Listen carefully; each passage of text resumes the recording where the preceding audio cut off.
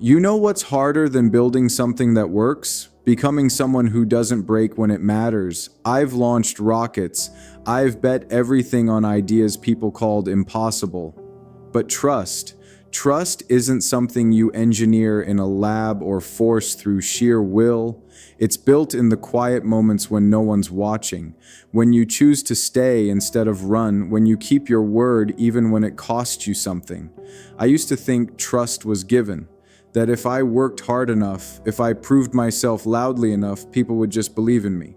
But I was wrong. Trust isn't awarded. Trust is earned through consistency, through showing up when it's inconvenient, through being the same person in private that you are in public.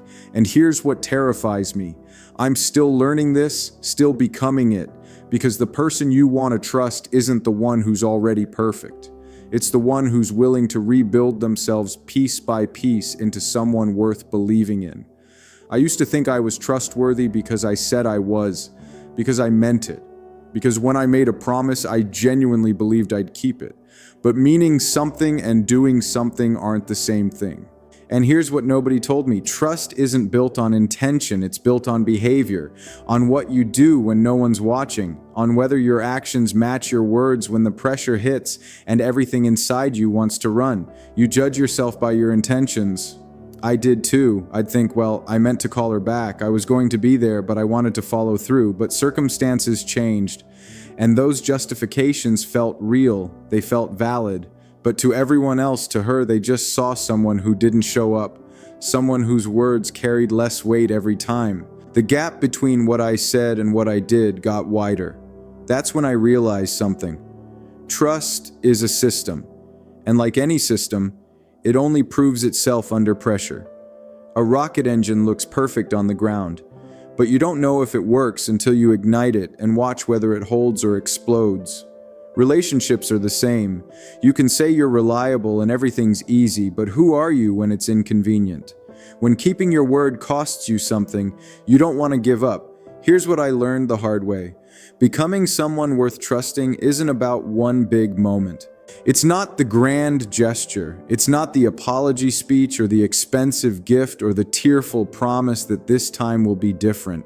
It's the small things, the daily things, the things nobody applauds but everyone notices. It's calling when you say you will, showing up on time, following through on the boring commitments, not just the exciting ones. It's staying emotionally consistent. Not perfect, not emotionless, but stable enough that she doesn't have to guess which version of you she'll get today. Because unpredictability in small things creates fear in big things. And fear kills trust faster than anything else. I started tracking myself, not in some obsessive way, but honestly, did I do what I said I'd do today? Did my actions reflect the person I claimed to be? And you know what I found? I was failing more than I wanted to admit. Not in dramatic ways, in quiet ones. The text I didn't send back, the plan I canceled last minute, the promise I made when I was feeling generous but couldn't keep when I was tired. But here's what nobody told me. Every time you don't follow through, you're not just breaking a promise to someone else. You're breaking a promise to yourself. You're teaching yourself that your word doesn't matter, that you can't be counted on even by you. And that erodes something inside. It makes you less solid, less integrated, less whole. So I changed the equation. I stopped making promises I wasn't sure I could keep. I started smaller, way smaller. I'd commit to one thing and make damn sure I did it, then another, and something strange happened. I started trusting myself more. I started believing my own word again, and when you believe your own word, other people believe it too. Trust isn't sexy. It's not the highlight reel. It's not the moment everyone remembers.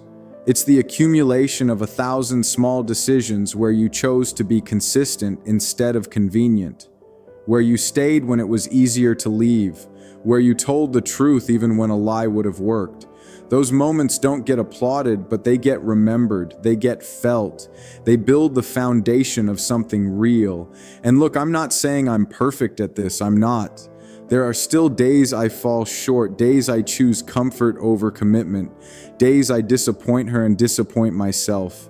But the difference now is I don't justify it. I don't wrap it in excuses. I own it. I say I messed up. I said I'd do this and I didn't. That's on me. Because integrity under pressure isn't about never failing. It's about what you do when you do fail. Do you hide? Do you blame circumstances, or do you face it directly and rebuild what you broke? Emotional reliability. That's the term that changed everything for me. Being consistently safe and dependable with emotions and emotional situations. Not reacting from fear or anger every time something goes wrong. Not making her guess whether I'll be supportive or defensive when she's vulnerable. Not punishing her for trusting me with something that scared her to say.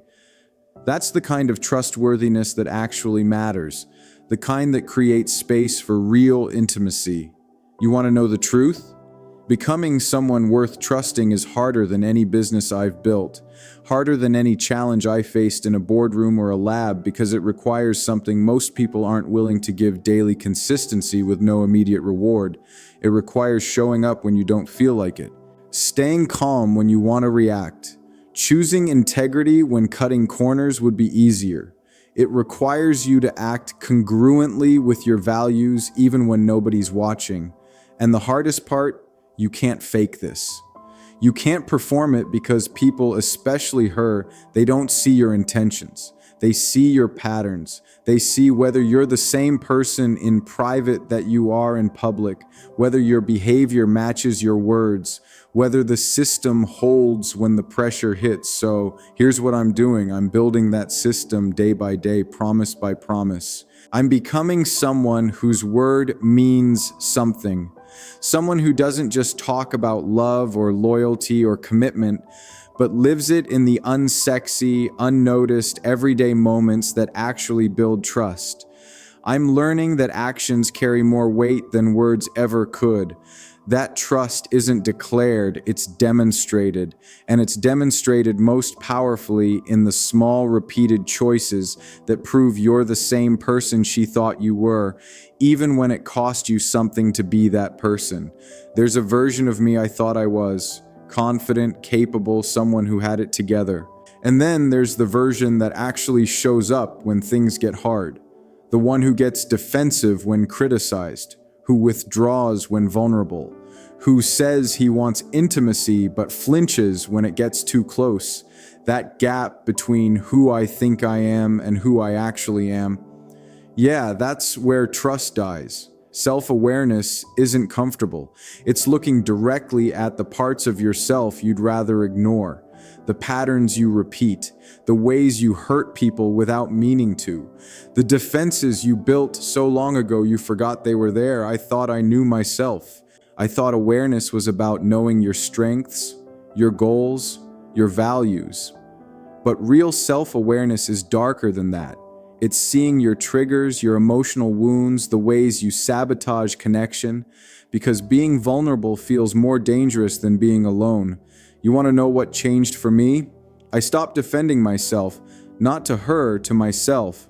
When I'd mess up, I used to have this internal narrative ready, all the reasons it wasn't really my fault, all the context that explained why I reacted that way. But those explanations weren't helping me grow. They were just keeping me stuck in the same patterns, repeating the same mistakes, wondering why nothing ever changed. Here's what nobody tells you about becoming trustworthy. It requires vulnerability, not the performative kind, not the carefully curated confession designed to make you look humble. Real vulnerability, the kind that makes you uncomfortable because you're exposing the parts you're not proud of. The failures, the fears, the moments you chose yourself over someone you love. That's the only way forward. Oh wait, here's the part that terrified me. Vulnerability doesn't just build trust, it tests it. When you show someone who you really are, not the highlight reel, not the version you think they want, you're giving them the power to reject you, to see you fully, and decide you're not enough. That fear is real. It's primal. It's the reason most people never let anyone truly in. I used to think strength was about never showing weakness, about always having the answer, about being unshakable. But that's not strength. That's fear wearing armor. Real strength is saying, I don't know, when you don't. Admitting I was wrong when you were, showing her the parts of you that aren't impressive, and trusting that she won't use them against you. That's the vulnerability that builds something real. And look, this isn't about oversharing. It's not about dumping every insecurity and expecting her to fix you. It's about emotional honesty, about not hiding behind deflection or jokes or work when something's actually wrong, about saying, "I'm scared," instead of pretending you're not, about letting her see you when you're not at your best and trusting that she'll stay. Emotional maturity, that's what I was missing. I thought maturity was about having your life together, career, money, status. But emotional maturity is different. It's the ability to regulate yourself when everything in you wants to react, to pause between feeling something and acting on it, to choose your response instead of just following your impulse. And that skill, it's built in the smallest moments. The conversation that annoys you, the criticism that stings, the moment she needs you but you're tired. I started watching myself, not judging, just watching. When did I get defensive? When did I shut down? When did I blame her for something that was really about my own fear? And a pattern started showing up, clear as day. I wasn't as emotionally available as I thought. I wasn't as open as I claimed. I had walls I didn't even know were there. The hardest part, fear of intimacy doesn't look like fear. It looks like being busy. It looks like needing space. It looks like preferring surface level connection and calling it independence. But underneath it's terror. Terror of being fully seen and found lacking. Terror that if you really knew me, the doubts, the insecurities, the ways I'm still figuring it out, she'd realize I'm not who she thought I was. And that's when everything I believed fell apart because I realized I was protecting myself from the very thing I said I wanted. I said I wanted trust. I said I wanted deep connection. But every time she got close, I'd create distance. Not consciously, not maliciously, just instinctively. Like some part of me believed that being truly known was more dangerous than being alone, so I made a choice, a terrifying one. I stopped hiding, not all at once, I'm not that brave. But little by little, I started letting her see the real me. The one who doesn't always have it together, who gets scared, who fails, who's still learning how to be the person he wants to become. And you know what happened? She didn't leave. She didn't use it against me. She met my vulnerability with her own. And that's when I understood trust isn't built by being perfect. It's built by being real. Empathy emerged from that honesty. When I stopped pretending and started sharing what I actually felt, she could understand me. Not the polished version, the real one. And in that understanding, something shifted. I could see her more clearly too. Her fears, her needs, the way she'd been protecting herself, just like I had. Vulnerability creates a feedback loop. Your openness invites theirs. Their authenticity deepens yours. And slowly, brick by brick, you build something neither of you could create alone. Becoming someone worth trusting means becoming someone who's willing to be known fully, messily, imperfectly. It means facing your own emotional triggers and owning them instead of projecting them onto her. It means choosing honesty over image, connection over protection, growth over comfort. It means looking in the mirror and seeing not just who you are, but who you've been, and deciding that who you're becoming matters more than defending who you were. You can be in the same room and be completely absent, physically there, mentally somewhere else, scrolling, thinking about work, replaying an argument, planning tomorrow, and she feels it. She feels the distance, even when you're close. That's what I didn't understand for the longest time. Presence isn't about proximity. It's about attention. It's about whether you're actually with her or just near her. Emotional presence is different from just being there. It's about staying grounded in your own experience while joining her in hers. Not fixing, not solving, not analyzing, just being with her in whatever she's feeling. And that's harder than it sounds, because when she's upset, every instinct in me wants to fix it, make it better, solve the problem so the discomfort stops. But that's not what she needs. She doesn't need me to fix her. She needs me to see her. I used to think I was present. I'd put my phone down, make eye contact at the right times, but my mind was still running, still planning my response, still half focused on the thing I needed to do next. And she could tell, not because she said something, but because the connection never deepened. We'd talk, but nothing would shift. We'd be together, but alone. Here's what changed everything.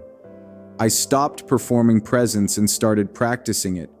Real presence means giving undivided attention, not multitasking, not half listening while pretending to be engaged, actually tuning into her words, actually tuning into her tone, the emotion underneath what she's saying. That's when you actually connect, when she feels that you're not just hearing her, you're with her. But wait, before you scroll, hear this. Presence is a skill. It's not something you either have or don't. It's something you build moment by moment, conversation by conversation. And it starts with awareness, noticing when you drift, when your attention wanders, when you're physically present but emotionally gone. Just noticing that gap is the first step. I started small with 5 minutes of focused attention. No phone, no distractions, just her and whatever she wanted to talk about. And you know what I realized? 5 minutes of true presence is harder than an hour of distracted conversation. Because being fully present requires you to set aside your own agenda, your need to be right, your need to solve, your need to move on to the next thing. It requires you to just be. Accountability lives in that same space. When you mess up, and you will, presence means staying in the conversation even when it's uncomfortable. Not deflecting, not minimizing, not saying sorry just to end it. Actually taking ownership of what you did and how it affected her. That's where trust gets rebuilt. Not in the grand apologies, but in the quiet moments where you choose honesty over self-protection. And here's what terrified me most. Accountability means sitting with her pain without defending yourself. It means listening to how your actions felt to her, even if your intentions were good. Because your intentions don't matter as much as your impact. If you want to be someone worth trusting, you have to prioritize her reality over your ego. That is the final truth of trust.